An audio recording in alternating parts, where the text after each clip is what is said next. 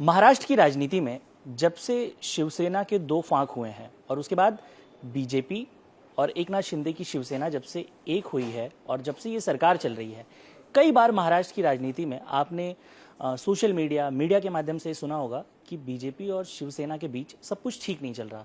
हर बार साल दो साल में कई बार ऐसी कोई ना कोई घटना हो जाती है जिसकी वजह से ये सवाल उठने लगते हैं और कई बार ये सवाल लाजमी भी लगते हैं। इस वक्त हमारे साथ शिवसेना के वरिष्ठ नेता अब्दुल सत्तार जी हैं। अब विधान परिषद के चुनाव हैं, 17 सीटों पे ये चुनाव होने हैं। बेटे ने एक बगावती रुख अपना लिया है और इसका समर्थन भी कर रहे हैं सत्तार साहब। सर, 3 घंटे की कल बैठक हुई है थाने में, क्या डिस्कशन हुआ एकनाथ शिंदे जी से और क्या मुख्यमंत्री से बातचीत हुई, ज़रा बताएं आप, क्योंकि बहुत ही ऐसी हालत चल रही है कि कहीं ऐसा ना हो कि शिवसेना और बीजेपी अलग हो जाए। अब नहीं, शिवसेना बीजेपी अलग नहीं होंगी क्योंकि हमारे नेता आदरणीय सम्माननीय एकनाथ शिंदे साहब का, नरेंद्र मोदी साहब जी का और अमित शाह जी का इतना अच्छे संबंध है दिल्ली में कि इसके अंदर अलग होना इतना आसान नहीं है, नंबर 1।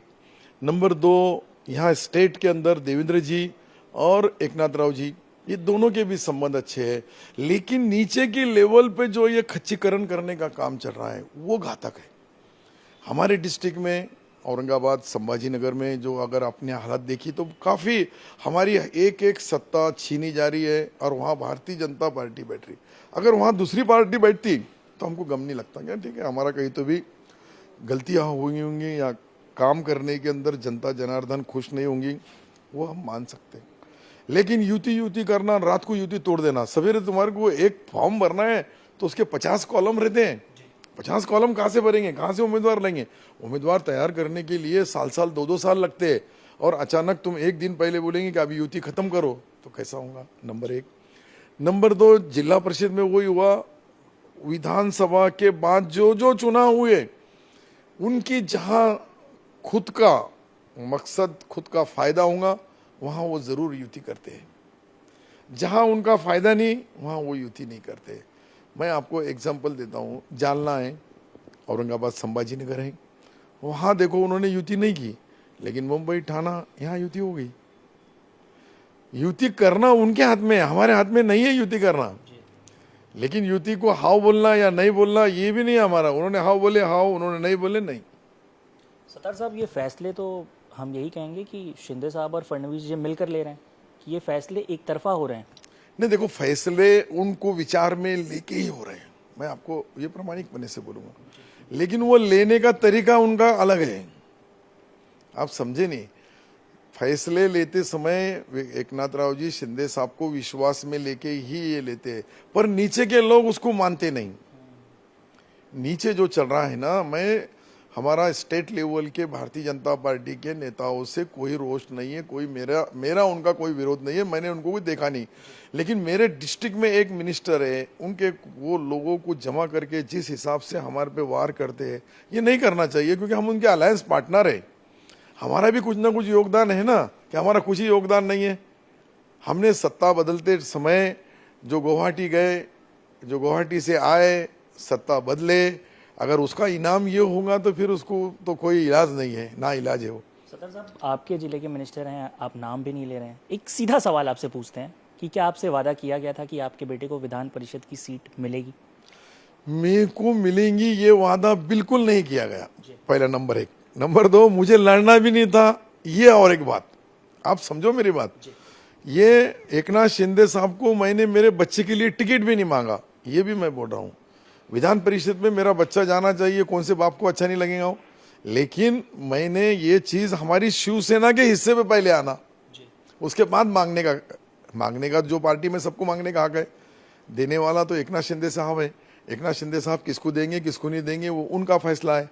लेकिन एक बात तो ज़रूर है कि ये पहले हमारी जिला परिषद किसकी होया करती थी? शिवसेना की। जिला परिषद में जो अध्यक्ष बनता था शिवसेना का।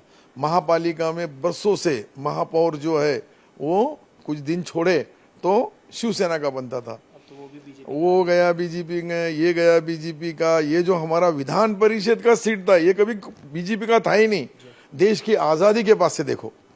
लेकिन आज वो भी बीजेपी का हो गया, पर गया किसका? शिवसेना का गया। अब पहले मेरा ये मुद्दे की तरफ कोई गौर नहीं कर रहा है। हमको जो बोलने का है, नहीं नहीं नहीं उनको दुख है, उनको मंत्री नहीं बनाया। अरे ये देखो, मंत्री नहीं बनाए, ये नहीं बनाए, ये कोई दुख होता क्या? सवाल दुख ये है कि जब सर रहेगा तो पगड़ी बांधी जाएगी ना। वो बोलते नहीं क्या कुछ, एक ये सर सलामत तो पगड़ी हजार, तो वो है वो तो मैं, जब हमारा शरीर नहीं रख रहे, तुम शरीर उड़ा दे रहे खाट करके, तो कहाँ पगड़ी बांधेंगे हम? मतलब सत्ता हमारी एक एक छीनी जा रही है। और कहाँ छीनी जा रही है ये भी देखो आप, कि जहां हम बड़े भाई के रूप में हैं, संभाजी नगर औरंगाबाद में बड़े भाई के रूप में हैं, 6 आमदार है, 1 खासदार है, पालक मंत्री है, और फिर भी हमारी सत्ता छीन लेते। ऐसा कहीं नियोजन हुआ क्या? ये डिस्कशन तब हुआ था जब थाने, डोंबिवली और अंबरनाथ के पास एकनाथ शिंदे और रविंद्र चौहान के बीच डिस्प्यूट की खबरें आई थी। क्या ये भी उसी का एक हिस्सा था? यहाँ भी तो आप लोग बड़े भाई की भूमिका निभा रहे थे। देखो यहाँ क्या है मुझे मालूम नहीं है, लेकिन मेरे पास जो है वो पक्का है। मेरे डिस्ट्रिक्ट में हमारे सब जो 6 एमएलए कहीं नहीं है, मुझे लगता कहीं 6 एमएलए नहीं है मेरे हिसाब से। एक डिस्ट्रिक्ट में छोटे लेवल के ऊपर 6 एमएलए वाला, कहीं 5 है, कहीं 4 है, कहीं 3 है, लेकिन 6 जो है एमपी संभाजी नगर में 6, वहां उसको डैमेज कैसे पंख काटे जा रहे वो देखो आप।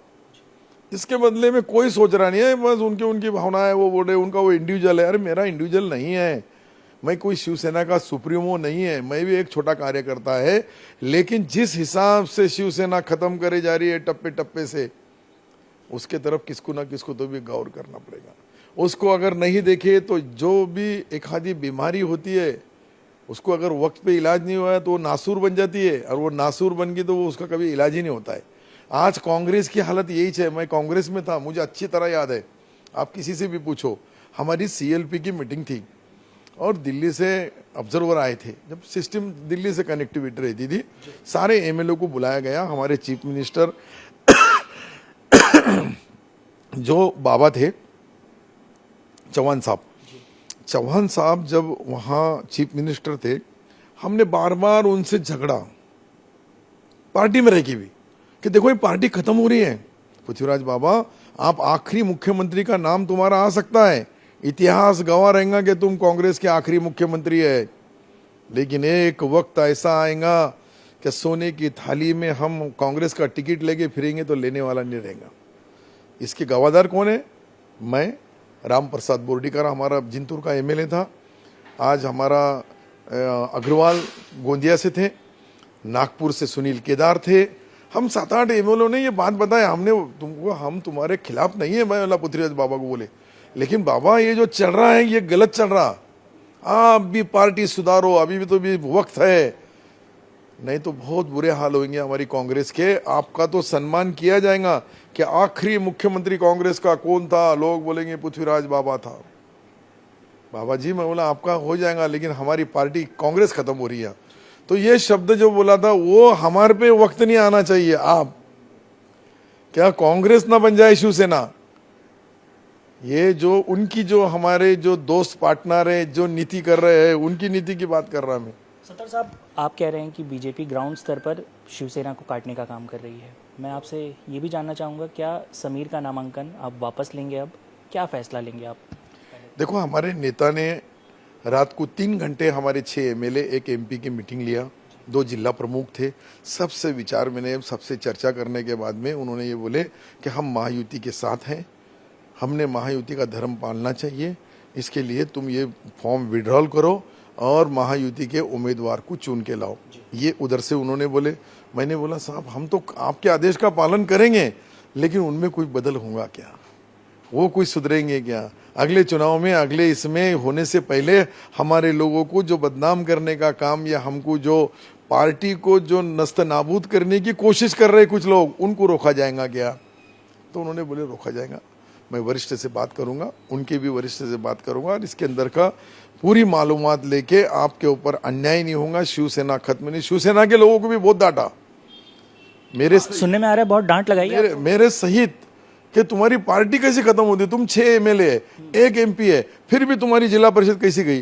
तुम्हारी नगर पालिका कैसी जाती है? तुम्हारी महापालिका कैसी जाती है? तुम्हारा 5 जो राजकारण के समीकरण है, मैंने उनको बताया।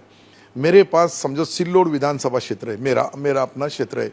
वहाँ नगर पालिका के अंदर 33 सीट है, 33 में से 30 मेरे हैं, 3 भारतीय जनता पार्टी के। दूसरा मेरा तालुका है और एक सोएगांव बोल के, वहाँ 19 सीट है, 19 में से 17 मेरे हैं, 2 भाजपा के। मैं मेरे चुनाव क्षेत्र को संभाल लिया। मैंने मेरे जैसा ही 36 सदस्य उनके पास है, हमारे भोमरे साहब के पास, एमपी के पास, उनका बच्चा एमएलए उनके पास। बाकी हमारी पार्टी के अंदर जो डैमेज किया जा रहा है, जो पार्टी को हर तरफ से कमजोर किया जा रहा है, वो तो पहले तो हमारा क्षेत्र जो शहर है उसको लूट डाला। औरंगाबाद शहर जो है हमारा, संभाजी नगर शहर, उसको खत्म कर दिए। वहाँ कुछ भी नहीं, 13 सीटें हमारे, जबकि छोटी छोटी पार्टियों के 33 है। कुछ नहीं है, उनका सब कुछ गया और इनका सब कुछ था, सब चले गया। तो इसकी जिम्मेदारी के अंदर सिर्फ हमको भाजपा ने उनकी नीति से खत्म करी, पर हमारे लोग भी उसके अंदर जिम्मेदार है।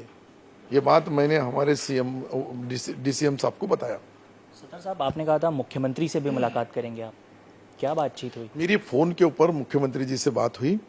उन्होंने यही बताया कि आप विड्रॉल करो, अपन सब बैठेंगे, बैठ के जहाँ भी डिस्प्यूट होगा, जहाँ तुमको लगता है कि ये गलत है, तो उसके लिए हम उसको नीचे के लेवल के ऊपर मैं और एकनाथ शिंदे साहब बैठ के उसके अंदर अगला निर्णय लेंगे। तो मैंने उनको यही बताया, साहब लड़ना हमारा मकसद ही नहीं है, ये लड़ाने वालों का भी मकसद है। हमारे संगात मैं अकेला नहीं है उसके अंदर। इनको लग रहा है कि मैं बंडखोरी किया, वो मैं नहीं है अकेला, उसके अंदर बहुत लोग हैं, सब दुखियारे हैं। सारे दुखियारे एक जगह आ गए तो लोकसभा में क्या हुआ पहले, वैसा भी हो सकता है। लेकिन सारे दुखियारों को भी मुझे दुख देने के पहले उनको ये पूछना है कि ठीक है भाई, मेरी पार्टी का आदेश हो गया, मुझे तुमने मेरे विश्वास के ऊपर, ये क्या है, वो सारी चीज़ें अंदर की बाहर नहीं बताई जाती, लेकिन सारे लोगों ने हमको इसके अंदर सम्मति दर्शाई थी। सत्तर साहब, ये जो पूरा माहौल बना हुआ है, उसको देखकर जो राजनीतिक विशेषज्ञ हैं, अब आप भी पुराने नेता हैं, आप भी इस बात को समझते हैं, कहा जा रहा है कि बीजेपी को अब एकनाथ शिंदे की कोई ज़रूरत ही नहीं है और उस ज़रूरत न होने की वजह से ही अब धीरे धीरे आपके पर कुतरे जा रहे हैं।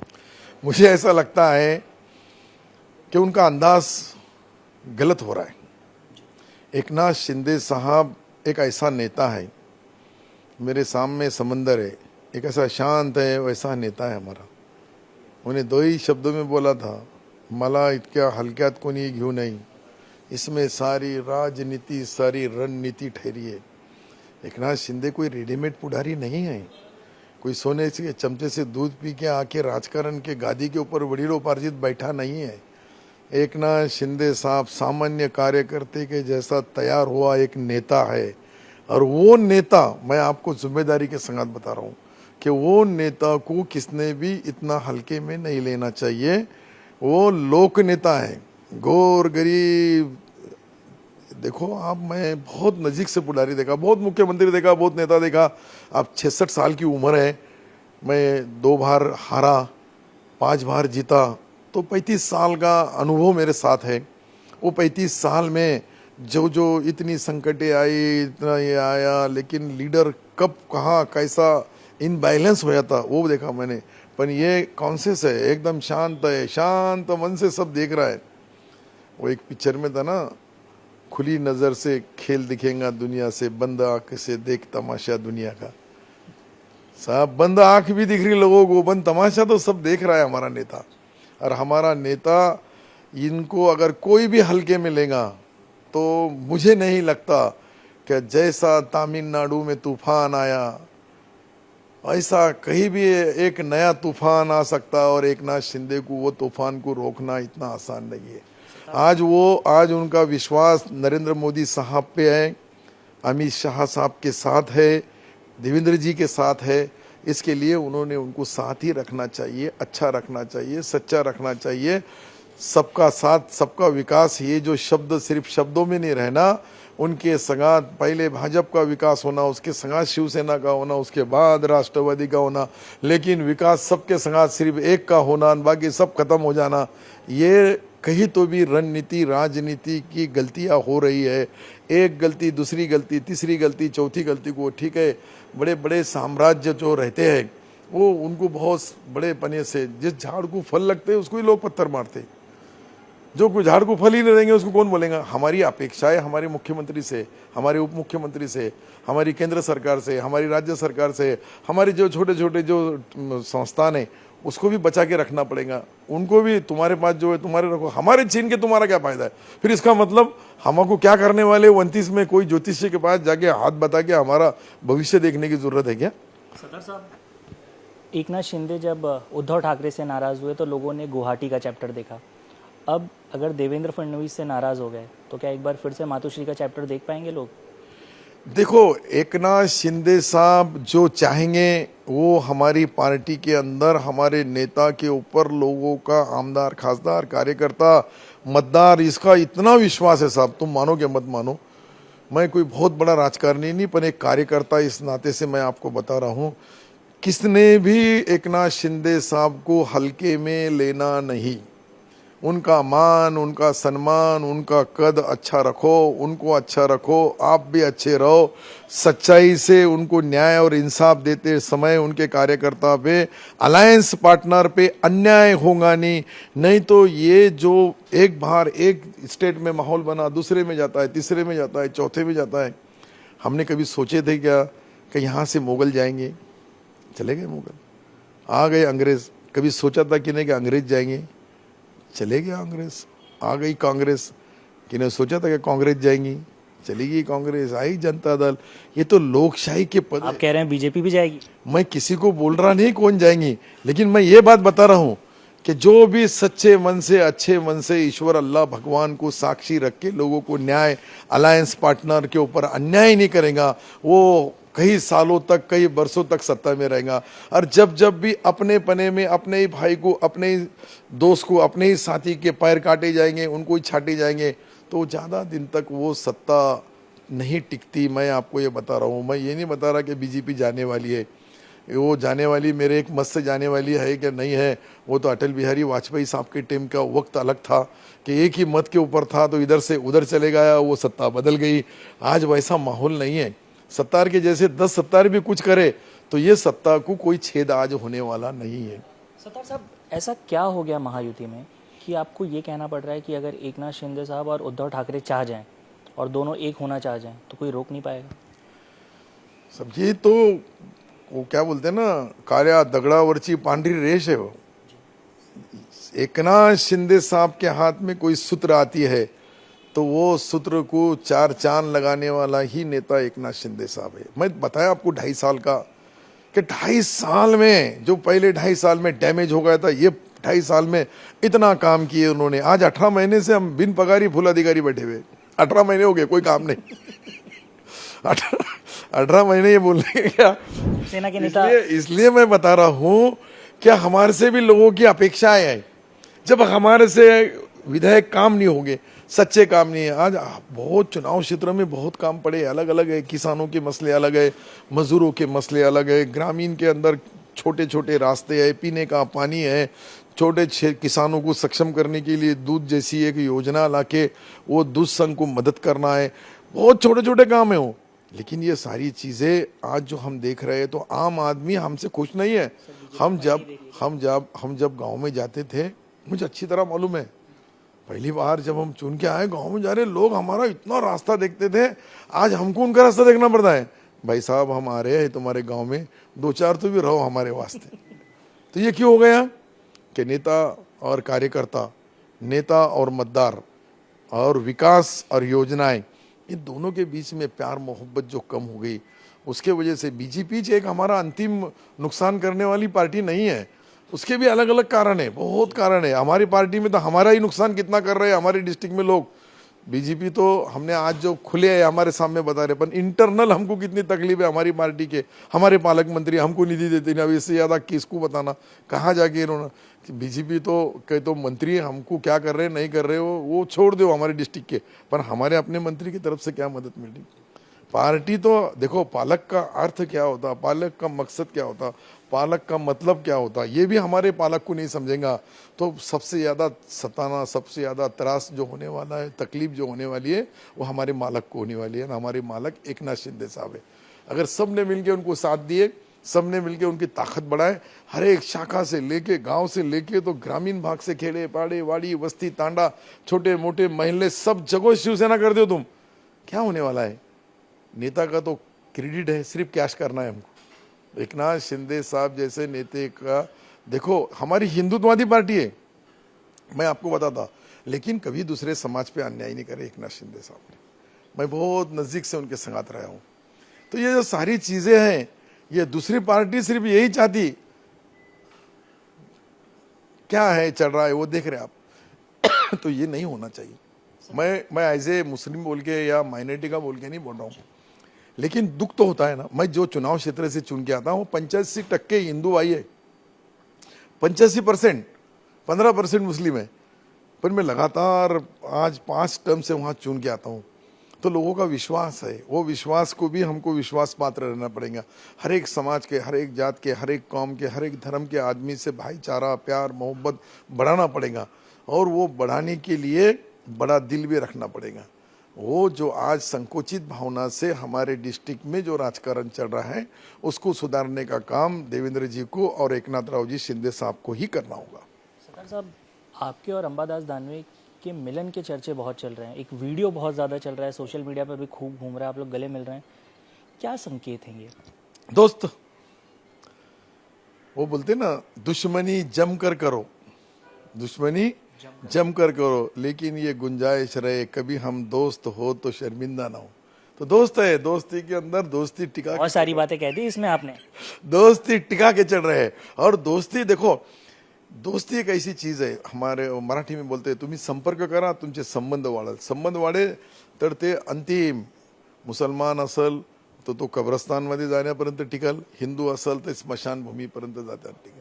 परंतु हे संबंध बनवणं, दोस्ती ठेवणं, हे राजकारण ठीक आहे ना, राजकारण जरूर करा, पार्टीचं करा, त्याचा करा, परंतु दोस्ती अशी है, वो दोस्ती ऐसी रहती है कि दोस्ती को टिकाना भी पड़ता है। दोस्ती एक तरफ से चलती नहीं, कुछ उनके तरफ चलती है, कुछ वो मेरे गांव में आते मेरे खिलाफ प्रचार करते हो, मैं उनके गांव में गया उनके खिलाफ प्रचार करता हूँ।